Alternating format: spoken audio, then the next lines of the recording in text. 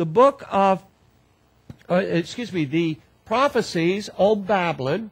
We can take this map down now. The prophecies on Babylon are going to be found all over the Tanakh and the New Testament, but we have certain areas that are going to be key. And so I want to put up a list of these for you. We have what are called the Babylon charts.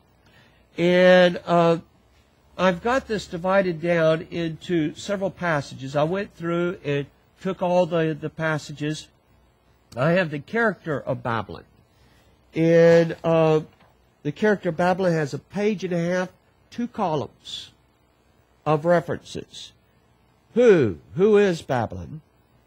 So we want to answer, who is Babylon? Who destroys Babylon? And who are the Jews who are living Babylon, and where are they leaving Babylon, and where are they going? How is Babylon destroyed? Here on this we have almost 3 pages, single column. Those leaving will do what? We have several pages on those who destroy Babylon, where it gives us descriptions of them and how that they do it. And here we have a number of passages that deal with the Jews who are fleeing. Very important one is, when is Babylon destroyed? And the conditions of the Jews in Babylon, the waters dried up, and what the world says about the destruction of Babylon. And I'm going to put a list up here. Isaiah 13 and 14, Isaiah 47 and 48, Isaiah 22 through 24, and let me see. Actually, I want to add chapter 21 to that, so let me put that in there. And I didn't get these out of sequence. Numerically they are, but Isaiah 13 and 14 and 47 and 48 are going to be actually more important than 21 to 24. They're going to specify it's talking about Babylon. Whereas in 21 to 24, you are able to discern it. From the book of Jeremiah, very important passages. We have Jeremiah 50 and 51. And we have Micah, the prophet Micah, chapters 4 and 5. And then we have one particular verse, but it's a real important verse, so I'm going to put this up here. Zephaniah 3:10.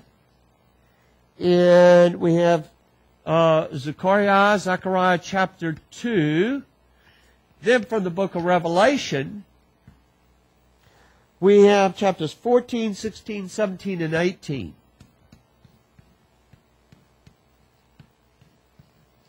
That is a tremendous amount of Scripture. And we could add others to it, like, for instance, Genesis chapter 11, as well as many other passages. But these are going to be primary texts that we're going to deal with. Now, we're going to start, and this is, what we've been working towards. We're going to start in Isaiah chapter 13. So I want to turn to Isaiah chapter 13, and we'll get into it right away. The burden against Babylon, which Yeshayahu, or Isaiah the son of Amoz, saw. Lift up a banner on the high mountains, raise your voice to them, wave your hand that they may enter the gates of the nobles. I have commanded my sanctified ones. I have also called my mighty ones for my anger, those who rejoice in my exaltation. Okay, so let me erase this. And we have to define terminology as we go along. So we have, lift up a banner on the high mountain. And we have the term banner. And I want to put on the high mountain.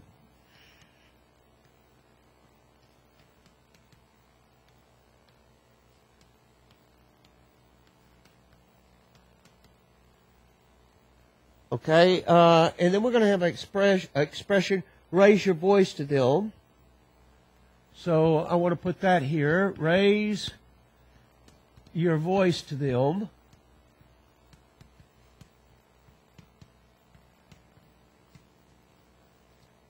Wave your hand.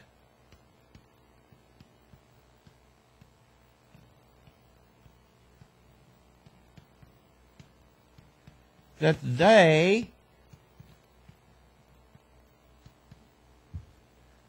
may enter the gates. Is that plural? Yes. The gates of the nobles. Okay. So we're going to deal with this phrase, banner on the high mountains. Remember that everything is written in a code. Everything's written in a code. So you could read this and read this and read this, and you would not see a lot of what's going to be there. Now, let me mention, I told you, I gave you several references to go and check in the book of Isaiah. I told you about the Judaica Press books, Volume 1 and Volume 2 on Isaiah. I told you about the commentary by Friedman that is on Ibn Ezra's notes on the book of Isaiah. I told you about Azamra, and that you can get the emails, a chapter-by-chapter description. There's one other item I need to tell you about this. Jews were very, very heavy into prophecy about 200 BCE up until about 100 Common Era. Maybe even a little bit past that, going up to, let's say, 142 Common Era. The reason that they were is because the Fourth Empire had appeared on the horizon. That was the Roman Empire. This was the Fourth Empire prophesied by the book of Daniel. And it ends up with the Roman Empire. The end result is the redemption has finally come. The Messiah has come. And so it broke out in this messianic fervor. And during this time, we have the apocryphal books are written. We have the pseudepigraphical books are written. And many of these are going to be centered in prophecy. I just finished teaching a series on the book of 1 Enoch, book 2, the Similitudes, which is all about the coming of the Messiah.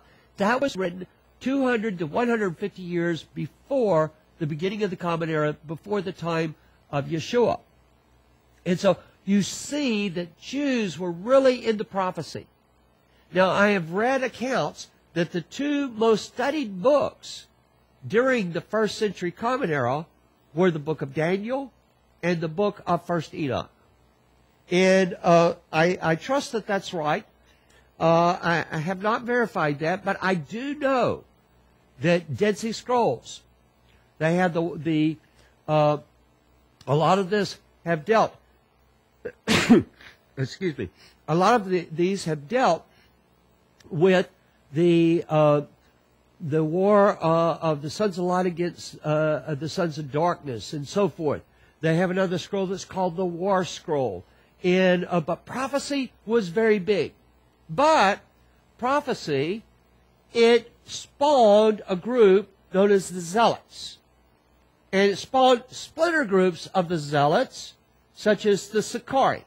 The Sicarii are going to be cutthroats. They were political assassins. They assassinated Romans, and they assassinated Jews that collaborated with the Romans. This is before the time of the war. And Judas Iscariot was a Sicarii. He was, the word literally means cutthroats. And so they precipitated the war in 66 Common Era, the Zealots, all the various Zealot groups. And so this war ends in a terrible disaster. In 70 Common Era, the Jerusalem is destroyed. The country is ravished. The majority of the people are sold into slavery. Finally, the last stronghold at Masada falls in the 3 Common Era. So, still people are studying prophecy.